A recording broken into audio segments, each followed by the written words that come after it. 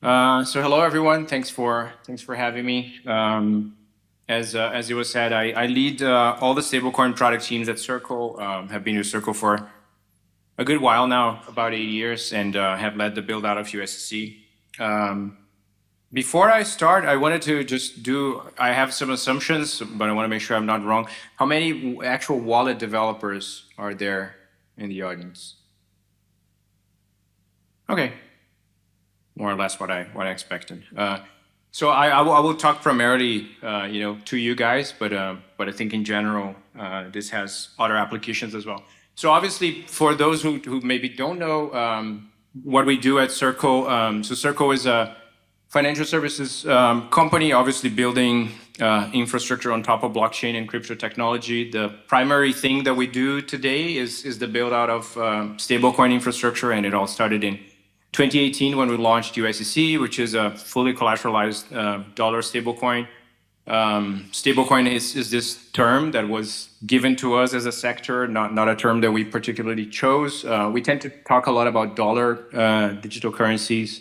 And again, I don't know if all of you guys are familiar with USDC. Hopefully you are, and hopefully you are users of it. But it's a fully collateralized digital dollar. It's the largest dollar stablecoin. In fact, the largest stablecoin on Ethereum, with around about 42 billion in size, 39 billion of those on Ethereum. We pride ourselves of the model that we have created for something like USDC. It's fully issued out of the US with US banking partners.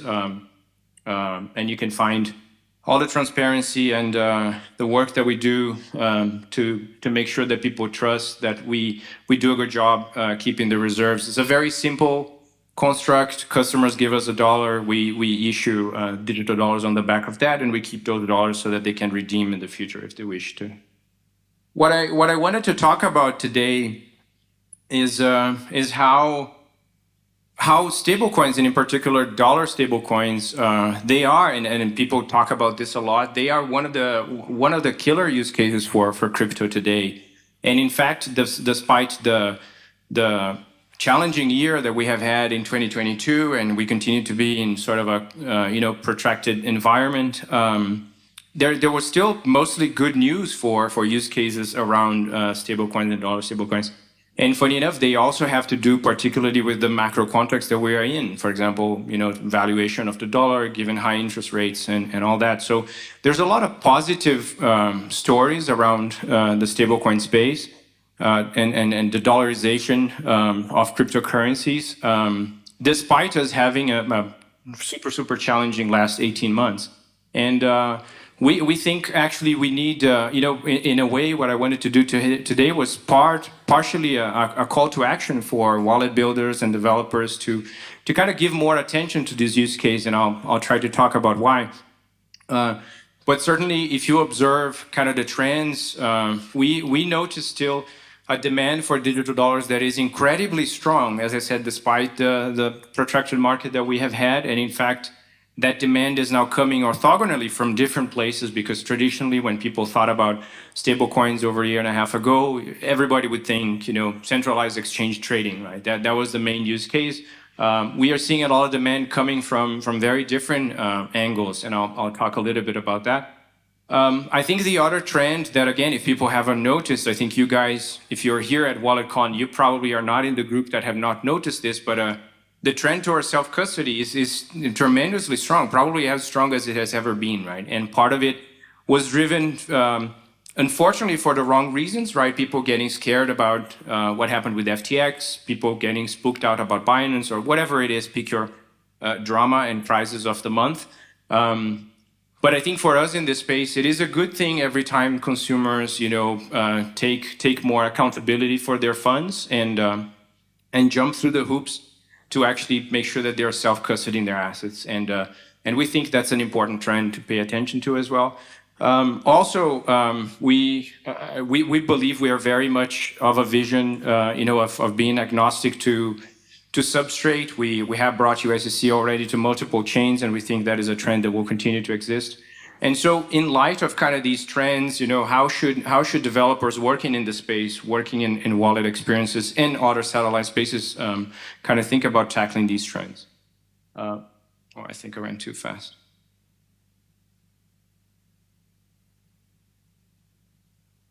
Yeah, that's what sensitive with my clicks. Um, you guys, again, this should be news to anyone, right? Extremely high interest rates environment in the U.S. That makes the dollar an extremely interesting asset to hold, right? I don't know, in average where you guys are from. I'm originally from Brazil, so I grew up. I actually remember at some point my dad bringing cash on a shoebox to the bank so that the bank would stamp every single note that he had in that box with an addition of 3 zeros. Like that's how much you had to do to cope with inflation. These emerging markets, and it's not even emerging markets, there's a long list of countries here who have been on the receiving end of not so good impact given the dollar valuation. Basically, what this causes in a lot of other markets is there is a change in the flow of currency, and these currencies they depreciate against the dollar tremendously, sometimes very very quickly through inflation and through other constructs. And the side effect of that is that both businesses and consumers they become very very attracted to the dollar. So there are markets out there today, some classic ones in Latin America you guys might have heard, Mexico, Argentina, Brazil, Venezuela, pick your country. Africa follows the same trend in many places. Southeast Asia follows the same trend. If people or businesses have the opportunity to hold value in dollar terms, they will, right? And in a lot of cases, it is different. It is difficult to do that, right? There are capital controls. There are many restrictions. Economies don't actually, most of the time, they don't want to be that exposed to a dollarization of their economy. So dollar stablecoins have become a tremendous use case in these markets, right? So we see a very, very significant trend in the last 12 to 18 months, coming particularly from emerging markets. But as you can see, and this data is already a bit stale. It's from August last year. This data is even worse if you take a more recent snapshot. But this use case around dollarization, just giving people access to holding dollars in digital form in emerging markets is a tremendous use case that I think more wallet developers, more wallet providers, more service providers should be paying attention to. Again, follow the trend. The trend is your friend. Oh, I'm so sensitive with it. Okay, this one. The other trend, as we said, is when you look at self custody, right? So look at the timeline here. This is data that we have for the last 12 months. So from March last year all the way to now. We monitor at Circle, obviously, folks on chain who are utilizing USDC. We care a lot about that particular type of usage, and we monitor one particular type of wallet that we look at a lot is we call them meaningful wallets.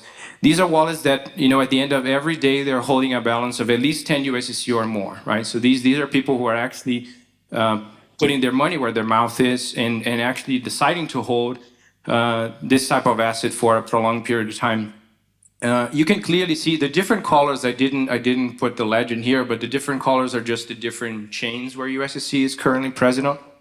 But does this look like a bear market? It doesn't actually look like a bear market when you look at this data, right? What this is saying is that over the last 12 months, despite Luna collapses, FTX collapses, Binance FUD, again, pick your drama of the month or the quarter, the number of people deciding to self-custody their own USDC in a meaningful way, because this is not counting dust, this is not counting centralized exchange deposit wallets. It just keeps on growing. We continue to see more and more people deciding to hold a meaningful amount of USDC using self-custody, right? Not using centralized exchanges or centralized solutions. So we think this is, again, a very, very meaningful part of the trend. USDC today, it has been for a while, it is a multi-chain asset, so USDC lives in native form already in 8 chains. We're very excited to bring USDC to 5 more chains, hopefully within the next couple of months. Polkadot, Near, Optimism, Arbitrum, L2s on Ethereum, and then Cosmos as well. Because we believe that there are always interesting reasons to be on these ecosystems, right? There's always innovation happening in all these ecosystems. But also we noticed that consumers and businesses opting for self-custody, they also have demand across all these ecosystems. And actually, the majority of the growth from a self-custody point of view that we have seen for USDC has come from chains other than Ethereum. To be clear, what I'm saying here is I'm not trying to poke any holes on Ethereum. Far from that. I think even with things like account abstraction now, Ethereum will continue to be the most important ecosystem in crypto.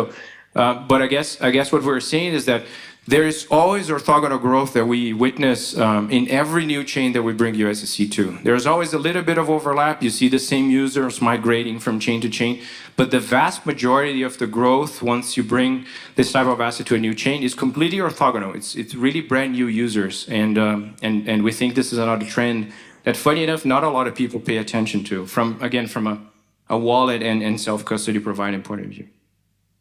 One thing then that we are very interested in, since we believe in this multi-chain world, and USDC will soon live in 13 chains and will continue to expand from there, is how do you address for the interoperability problem, right? Because in a way, solutions are, in the bridging space, they have exploded in the last 18 months. But the type of implementation that those solutions usually deliver also cause liquidity fragmentation, which is really, really bad, again, for end users, right? Because it means that all of a sudden, if you're holding USDC on your wallet, you need to ask yourself, and sometimes people don't even figure out that they need to ask themselves, and then they get into trouble. Am I holding the right asset, right? Or am I holding an asset that is really path dependent and can only be created and redeemed if I follow one particular bridge route?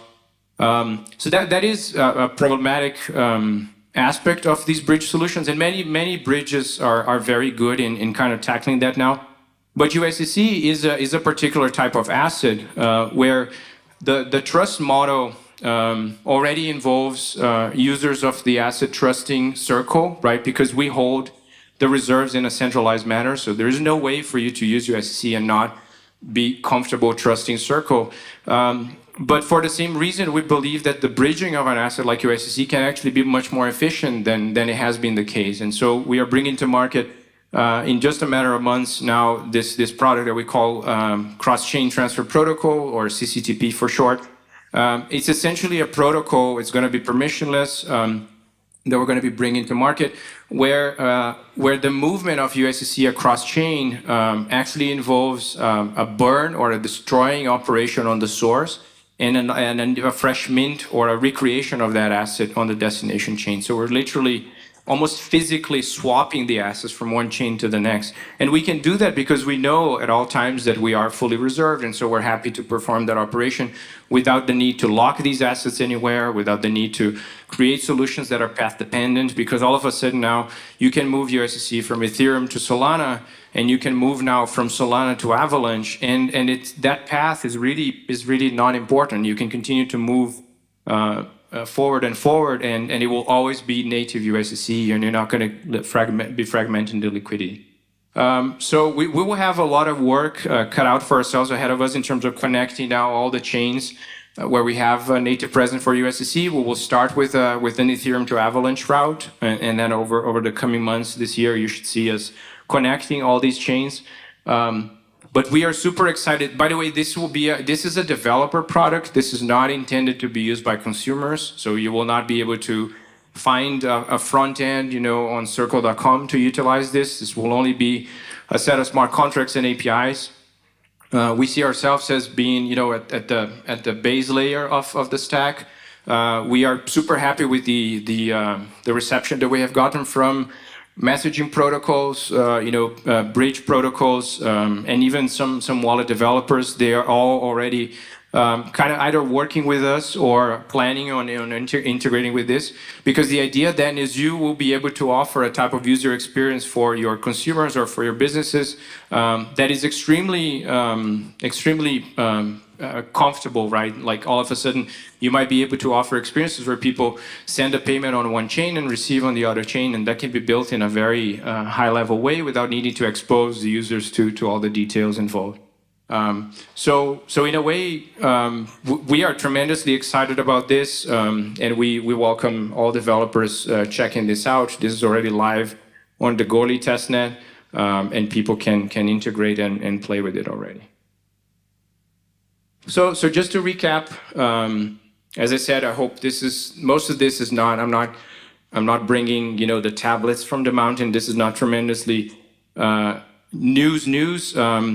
But from a wallet build out point of view, from a service provider point of view, for folks who are dealing with custody, with user experiences, pay a lot of attention for the dollarization use case. There's a lot of opportunities, particularly in emerging markets. There's people desperate to just hold dollars in digital form, having accessible user experiences. These are not crypto native users, right? These are just people who want to care for their assets, and it feels like we should build more products thinking about that use case.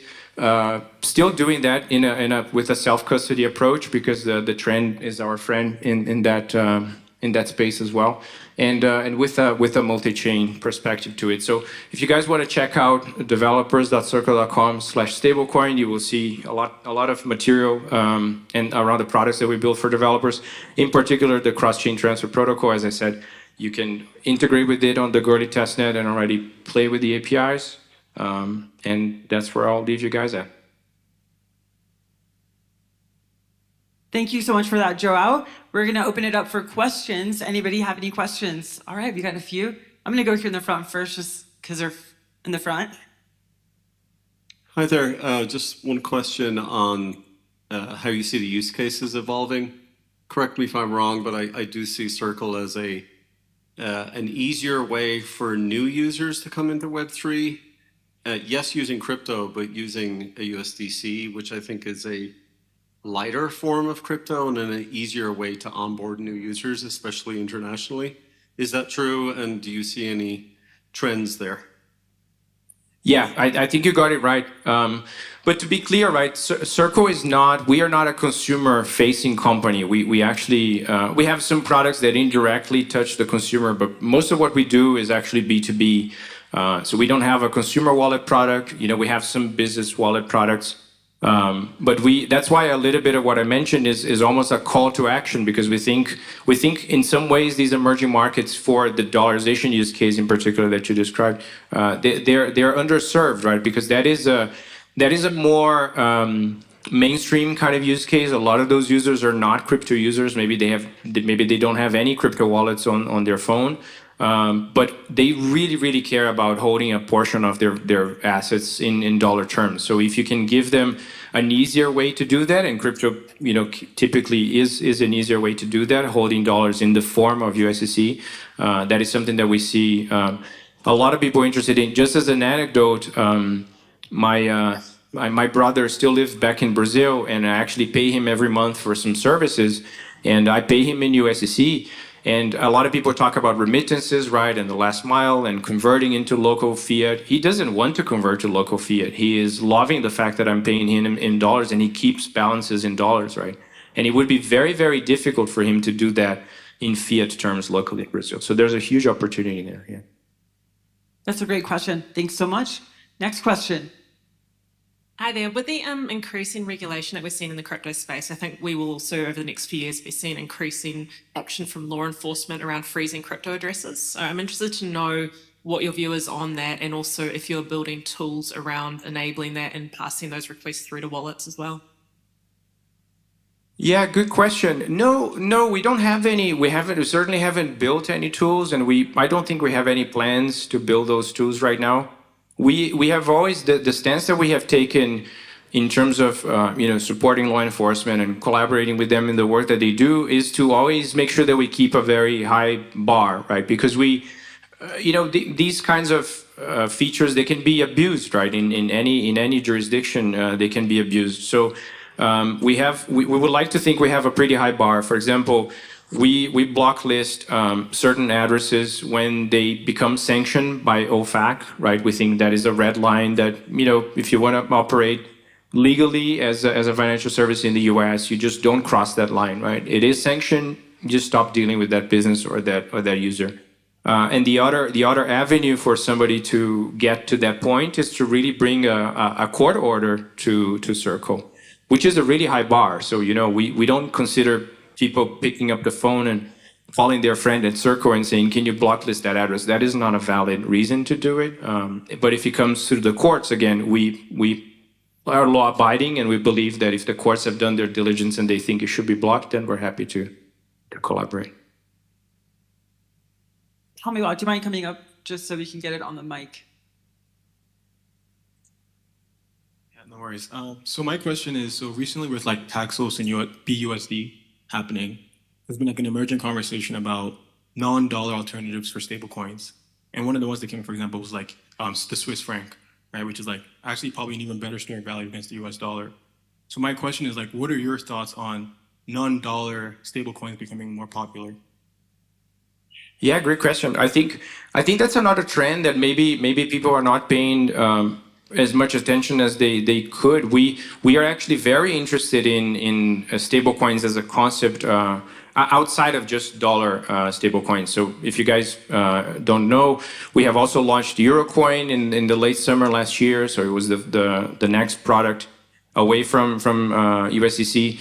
And aside from that, we actually track what we think are good companies building non-dollar stablecoins around the world. And we have a high bar. We look into the projects. Are they fiat collateralized? If so, what kind of banking partner they use, what kind of licensing they have. And we already are tracking north of 50 of those around the world. So there's already about 50 currencies in the world that have at least one kind of reasonable solution for a local stablecoin. I think that's actually tremendously important also for this use case that we talked about, this dollarization use case, because funny enough, those use cases are the use cases where consumers and businesses demand dollars, right? And they are happy to take those in digital form, but they don't have the dollars in the first place to be able to digitize them and get USDC, which is the more typical path that we see for customers in the US, right? They already have dollars. So they send those dollars, they get USDC, that's easy enough. But what happens if you are in Thailand, in Nigeria, or in Argentina, and you don't have dollars to begin with? So I think local stablecoins or regional stablecoins can play a very important role there, and it would allow actually crypto to suck in a lot of this foreign exchange liquidity and have that happening on chain. I think 2023, funny enough, to me, is a year of regional stablecoins. I think we'll see a lot of those products being launched. First, 2023 regional products. Did we have any other questions? I think. Oh, yeah. Hey, awesome talk. Thank you. I'm Derek, also from WalletConnect. 2 questions. Can you shine some light on the L2 rollout of EuroC? And second question, can you shine a light on, like, you're moving towards permits, or you're going to enable permits? Like currently it's ERC20 approves, which can't be relayed gaslessly. So is there a plan, or like how's the proliferation of the permit scheme? Okay, we have plans. We are actively working on the multi-chain aspect of Eurocoin as well. Unfortunately, I'm not ready to announce yet. We're not ready to announce what those chains are, but they should be coming. They should be coming actually really soon. So watch this space. I think on the permit side, on the Metro transaction side, we actually are a little bit disappointed by kind of the low pickup that happened there with USDC, right? Because we have that feature in USDC, I think since mid 2021 or mid 2020 even, I don't remember, but it was part of version V2 of USDC. And very few wallet providers and developers have picked up on that. We actually have some things planned in the works also to support the broader adoption of meta transactions, because that is another thing that I think from a wallet experience point of view, it's very obvious that people are interested in, right? If you hold digital dollars and you want to transact, that you can do that without having to think about a separate asset. So hopefully this is something that gets picked up a bit, and we have some things that I can't announce yet, but we're also working on that space.